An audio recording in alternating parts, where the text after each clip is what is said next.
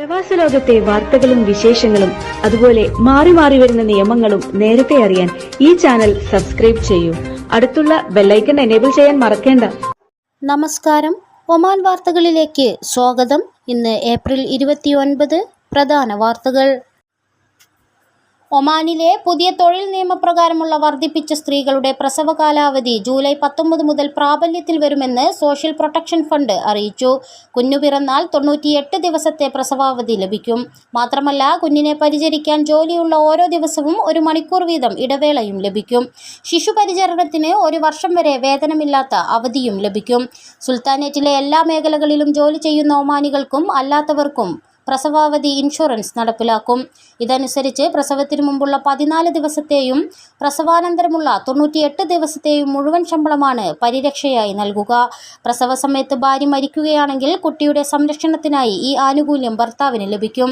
തൊഴിലാളി ക്ഷേമം കൂടുതൽ മെച്ചപ്പെടുത്തി ഭരണാധികാരി സുൽത്താൻ ഹൈതം ബിൻ താരിഖ് കഴിഞ്ഞ വർഷം പുറപ്പെടുവിച്ച പുതിയ തൊഴിൽ നിയമ ഉത്തരവ് പ്രകാരമാണ് പ്രസവാവധി വർദ്ധിപ്പിച്ചിരിക്കുന്നത്. തൊഴിലെടുക്കുന്ന വനിതകൾക്ക് നിരവധി നേട്ടങ്ങൾ പുതിയ നിയമം നൽകുന്നു. 25-ലധികം വനിതാ ജീവനക്കാരുള്ള സ്ഥാപനങ്ങളിൽ പ്രത്യേകം വിശ്രമ സ്ഥലവും ഒരുക്കണമെന്നും ഉത്തരവിലുണ്ട്. പുതിയ നിയമമനുസരിച്ച് സിക്ക് ലീവ് വർദ്ധിപ്പിച്ചിട്ടുണ്ട്. നവജാത ശിശു ജനിച്ചാൽ പുരുഷന്മാർക്ക് 7 ദിവസത്തെ പാറ്റേണിറ്റി ലീവ് ലഭിക്കും. രോഗിക്ക് കൂട്ടിരിക്കാൻ 15 ദിവസത്തെ രോഗി പരിചരണ ലീവും ലഭിക്കും. മാതാവിന് അപേക്ഷിച്ചാൽ വേതനമില്ലാത്ത പ്രത്യേക അവധിയും ലഭിക്കും. അറബ് ലോകത്തെ വിദ്യാർത്ഥികൾക്കായി സൗദി സ്പേസ് ഏജൻസി സംഘടിപ്പിക്കുന്ന മദക് മത്സരത്തിന് അപേക്ഷിക്കാനുള്ള അവസാന സമയം നാളെ. ഒമാനിലെ ഇന്ത്യൻ സ്കൂൾ വിദ്യാർത്ഥികൾക്കും മത്സരത്തിൽ പങ്കെടുക്കാം. ഇത് സംബന്ധിച്ച നിർദ്ദേശം വിദ്യാർത്ഥികൾക്ക് അധ്യാപകർ കഴിഞ്ഞ ദിവസം കൈമാറിയിരുന്നു. സ്പേസ് സയൻസിൽ വളർന്നുവരുന്ന തലമുറയ്ക്ക് താൽപ്പര്യമുണ്ടാകാനും ഈ മേഖലയിലെ ഗവേഷണവും നൂതനത്വവും ശക്തിപ്പെടുത്താനുമാണ് സൗദി സ്പേസ് ഏജൻസി മത്സരം സംഘടിപ്പിക്കുന്നത്. 6-നും 18-നും ഇടയിൽ പ്രായമുള്ളവർക്ക് മത്സരത്തിൽ പങ്കെടുക്കാം. വിജയിക്കുന്നവർക്ക് 5 ലക്ഷം സൗദി റിയാലും ബഹിരാകാശ യാത്രയുമാണ് സമ്മാനം. ഈ വർഷാവസാനം അന്താരാഷ്ട്ര ബഹിരാകാശ നിലയത്തിലേക്കാണ് വിജയിക്കുന്നവരെ കൊണ്ടുപോവുക. 3 വിഭാഗങ്ങളിലായാണ് മത്സരം. 6 മുതൽ 11 വരെ വയസ്സുള്ളവർക്ക് ആർട്സ് ട്രാക്കിലും 12 മുതൽ 14 വരെ പ്രായമുള്ളവർക്ക് ബോട്ടണി ട്രാക്കിലും 15 മുതൽ 18 വയസ്സ് വരെ പ്രായമുള്ളവർക്ക് എഞ്ചിനീയറിംഗ് ട്രാക്കിലും മത്സരിക്കാം. വാഹനങ്ങളുടെ വിൽപ്പന സംബന്ധിച്ച് സാമൂഹിക മാധ്യമങ്ങളിൽ അടക്കം വ്യാജ പരസ്യങ്ങൾ നൽകി തട്ടിപ്പ് നടത്തുന്ന സംഘത്തെക്കുറിച്ച് മുന്നറിയിപ്പുമായി റോയൽ ഒമാൻ പോലീസ്. പുതിയ തട്ടിപ്പ് രീതിയെക്കുറിച്ച് കുറ്റാന്വേഷണ വിഭാഗം ജനറൽ ഡയറക്ടറേറ്റ് നിരീക്ഷിക്കുന്നതായും ആർഒപി പ്രസ്താവനയിൽ പറഞ്ഞു. വാഹനങ്ങൾക്ക് ആകർഷകമായ ഡീലുകൾ വാഗ്ദാനം ചെയ്ത് വഞ്ചനാപരമായ പരസ്യങ്ങൾ നൽകുകയാണ് തട്ടിപ്പ് സംഘങ്ങൾ ചെയ്യുന്നത്. ഇതുവഴി ലഭിക്കുന്ന അന്വേഷണങ്ങളുമായി എത്തുന്നവരിൽ നിന്നും വ്യക്തിപരവും ബാങ്കിംഗ് വിവരങ്ങളും ഇവർ കൈവശപ്പെടുത്തുന്നു. ഇത്തരം തട്ടിപ്പുകൾ പലപ്പോഴും ഇരകളുടെ ബാങ്ക് അക്കൗണ്ടിൽ അനധികൃതമായി പ്രവേശിച്ച് പണം അപഹരിക്കുന്നതിലെത്തുന്നതായും പോലീസ് പറഞ്ഞു. വർദ്ധിച്ചുവരുന്ന ഈ ഓൺലൈൻ തട്ടിപ്പ് ഭീഷണി നേരിടുന്നതിന് ജാഗ്രത പാലിക്കാൻ റോയൽ ഒമാൻ പോലീസ് സ്വദേശികളോടും വിദേശികളോടും ആവശ്യപ്പെട്ടു. വിശ്വാസയോഗ്യമല്ലാത്ത പ്ലാറ്റ്ഫോമുകളിൽ വ്യക്തിപരമോ ബാങ്ക് അക്കൗണ്ട് സംബന്ധിച്ചുള്ള വിവരങ്ങൾ പങ്കുവെക്കരുതെന്നും സാമ്പത്തിക തട്ടിപ്പുകൾ, ഐഡന്റിറ്റി മോഷണം എന്നിവയിൽ നിന്ന് സുരക്ഷിതരാകുന്നതിന് ജാഗ്രത അനിവാര്യമാണെന്നും പോലീസ് പറഞ്ഞു. ഒമാന്റെ വിവിധ ഭാഗങ്ങളിൽ മഴയും ആലിപ്പഴ വർഷവും. തലസ്ഥാനത്ത് ഉൾപ്പെടെ അന്തരീക്ഷം മേഘാവൃതമായിരുന്നു. റുസ്താഖ്, സമാഇൽ, സുവൈക്ക്, ജഅലാൻ, ബനി ബു അലി, ഖാബൂറ, ബർക്ക, ആമിറാത്ത്, നഖൽ, വാദി മാഅവിൽ, സുഹാർ, ഖുറിയാത്ത് തുടങ്ങിയ പ്രദേശങ്ങളിലാണ് കൂടുതൽ മഴ ലഭിച്ചത്. ചിലയിടങ്ങളിൽ നേരിയ മഴ പെയ്തു. തെക്ക് വടക്ക് ബാത്തിന, ബുറൈമി, ദാഹിറ, ദാഖിലിയ, വടക്കൻ ഷർക്കിയ ഗവർണറേറ്റുകളിൽ മഴയ്ക്ക് സാധ്യതയുണ്ടെന്ന് കാലാവസ്ഥാ നിരീക്ഷണ കേന്ദ്രം മുന്നറിയിപ്പ് നൽകിയിരുന്നു. വിവിധ സ്ഥലങ്ങളിൽ പെയ്ത മഴയിൽ വാദികൾ നിറഞ്ഞൊഴുകി. റോഡുകളിൽ വെള്ളക്കെട്ട് രൂപപ്പെടുകയും ചെയ്തു. ഇത്തരം സ്ഥലങ്ങളിൽ വാഹനവുമായി റോഡിലിറങ്ങുന്നവരെ നിയന്ത്രിച്ചു. വരും ദിവസങ്ങളിലും മഴ തുടരാൻ സാധ്യതയുള്ളതിനാൽ മുന്നറിയിപ്പ് നിർദ്ദേശങ്ങൾ പാലിക്കണമെന്നും മുൻകരുതൽ സ്വീകരിക്കണമെന്നും അധികൃതർ ആവശ്യപ്പെട്ടു. വരും ദിവസങ്ങളിൽ രാജ്യത്ത് പുതിയ ന്യൂനമർദ്ദം രൂപപ്പെടുമെന്നും മെയ് 2 മുതൽ വടക്കൻ ഗവർണറേറ്റുകളിൽ മഴയ്ക്ക് സാധ്യതയുണ്ടെന്നും Oman public authority four civil aviation മുന്നറിയിപ്പ് നൽകി. വടക്കൻ മേഖലകളിൽ മഴമേഘങ്ങൾ രൂപപ്പെടാനും സാധ്യതയുണ്ട്. ആലിപ്പഴം വർഷിക്കുകയും താപനില താഴുകയും ചെയ്യും. മുന്നൊരുക്കങ്ങൾ നടത്താൻ സ്വദേശികൾക്കും താമസക്കാർക്കും അധികൃതർ നിർദ്ദേശം നൽകി. സുഹാർ നവചേതന ഒമാനിലെ കലാപ്രതിഭകളെ പങ്കെടുപ്പിച്ചുകൊണ്ട് ഡാൻസ് ഉത്സവ് 2024 സീസൺ 2 കൊണ്ടാടുന്നു. ഗ്രാൻഡ് ഫിനാലയ്ക്ക് മുന്നോടിയായുള്ള audition Sohar Lulu hypermarket ഹാളിൽ അരങ്ങേറി. 120ഓളം മത്സരാർത്ഥികൾ പങ്കെടുത്ത ഓഡിഷൻ രാവിലെ 8:30 ആരംഭിച്ച് രാത്രി 8 മണിക്ക് അവസാനിച്ചു.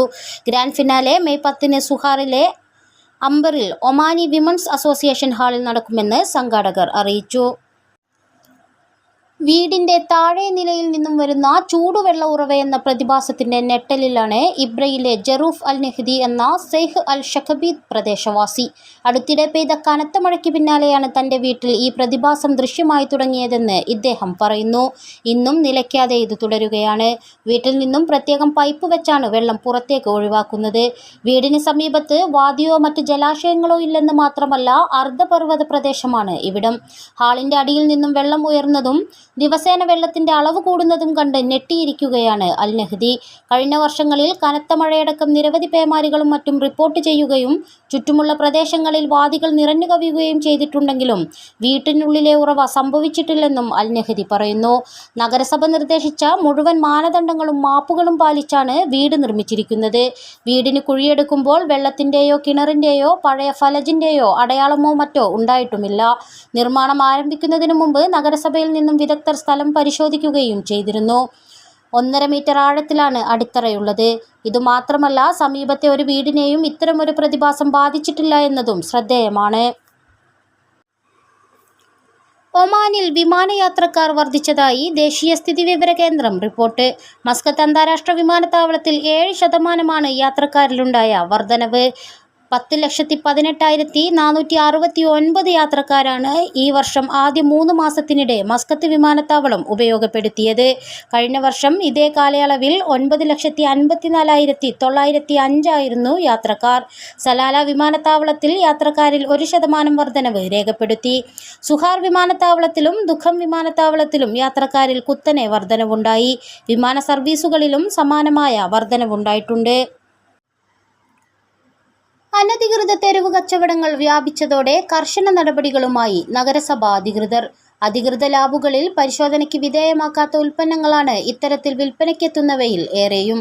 ഇത് ആരോഗ്യ പ്രശ്നങ്ങൾക്ക് ഇടവരുത്തുന്നതിനാലാണ് നഗരസഭ പരിശോധിക്കുന്നത്. അനുമതിയില്ലാതെ കച്ചവടം നടത്തുന്നവരാണ് ഇവരിലേറെയും. പഴം, പച്ചക്കറികളാണ് ഇത്തരത്തിൽ വഴിക്കച്ചവടക്കാരിൽ നിന്ന് കൂടുതലായി ലഭിക്കുന്നത്. മുസന്തം ഗവർണറേറ്റിൽ കടൽ വഴി കടത്തിയ മയക്കുമരുന്ന് റോയൽ ഒമാൻ പോലീസ് പിടിച്ചെടുത്തു. ഗവർണറേറ്റിന്റെ വിവിധ ഭാഗങ്ങളിൽ കോസ്റ്റ് ഗാർഡ് വിഭാഗം നടത്തിയ പരിശോധനയിൽ 9 ബോട്ടുകളിലായി കടത്തിയ മയക്കുമരുന്നുകളാണ് കണ്ടുകെട്ടിയത്. വ്യത്യസ്ത സംഭവങ്ങളിലായി 20 പ്രവാസികളെ പോലീസ് പിടികൂടി. ഏഷ്യൻ രാജ്യക്കാരാണ് അറസ്റ്റിലായവർ. ഇവർക്കെതിരെ നിയമ നടപടികൾ സ്വീകരിച്ചതായും പോലീസ് അറിയിച്ചു. AFC കപ്പ് 2023-24 സീസൺ ഫൈനലിന് ഒമാൻ ആതിഥേയത്വം വഹിക്കും. അടുത്ത മാസം 5-ന് ബൗഷർ സുൽത്താൻ ഖാബൂസ് സ്റ്റേഡിയത്തിൽ Australian team coast Mariners Lebanon team Al Ahmad ക്ലബ്ബുമായി ഏറ്റുമുട്ടും. ഏഷ്യയിലെ ഏറ്റവും വലിയ ഫുട്ബോൾ പോരാട്ടങ്ങളിലൊന്നാണ് AFC കപ്പ്. 28,000 ആളുകളെ വരെ ഉൾക്കൊള്ളാവുന്ന സ്റ്റേഡിയം ഒമാനിലെ ഏറ്റവും വലിയ കായിക വേദിയാണ്. ബാത്തിന ഗവർണറേറ്റിൽ നിർമ്മാണത്തിലിരിക്കുന്ന വീടുകളിൽ നാശനഷ്ടങ്ങൾ വരുത്തുകയും വൈദ്യുത കേബിളുകൾ മോഷ്ടിക്കുകയും ചെയ്തതിന് വിദേശികളെ റോയൽ ഒമാൻ പോലീസ് അറസ്റ്റ് ചെയ്തു. കഴിഞ്ഞ ദിവസങ്ങളിലായിരുന്നു സംഭവം. ബാത്തിന ഗവർണറേറ്റ് പോലീസ് കമാൻഡാണ് പ്രതികളെ പിടികൂടിയത്. ഇവർക്കെതിരായ നിയമ നടപടികൾ പൂർത്തീകരിച്ചു വരികയാണെന്ന് ROP അറിയിച്ചു. ഒമാനിലെത്തുന്ന വിദേശ വിനോദസഞ്ചാരികൾക്ക് അടിയന്തര ഘട്ടങ്ങളിൽ സൗജന്യ ചികിത്സ നൽകാൻ തീരുമാനം.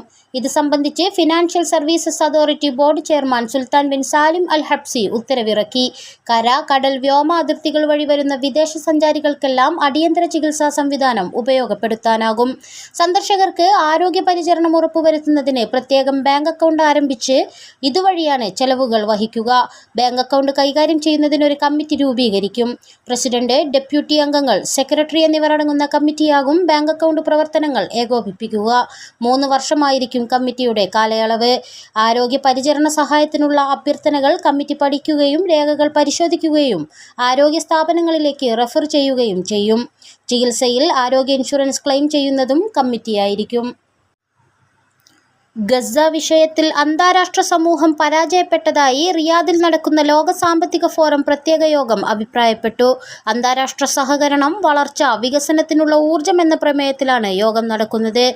ഒമാനെ പ്രതിനിധീകരിച്ച് സാംസ്കാരിക കായിക യുവജന മന്ത്രി Sayyid Theyazin bin Haitham Al സഈദാണ് പങ്കെടുക്കുന്നത്. റിയാദിൽ ഫോറം ഇന്ന് സമാപിക്കും. ലോകരാഷ്ട്രങ്ങളിൽ നിന്നുള്ള പ്രതിനിധികളും സാമ്പത്തിക വിദഗ്ധരും വിവിധ മേഖലകളിലെ പ്രമുഖരും ലോക സാമ്പത്തിക ഫോറം പ്രത്യേക യോഗത്തിൽ പങ്കാളികളാകുന്നുണ്ട്. ഇതോടുകൂടി ഇന്നത്തെ വാർത്തകൾ ഇവിടെ പൂർണ്ണമാവുന്നു. കൂടുതൽ ഒമാൻ വാർത്തകളും വിശേഷങ്ങളുമായി നാളെ വീണ്ടും കാണാം. നമസ്കാരം.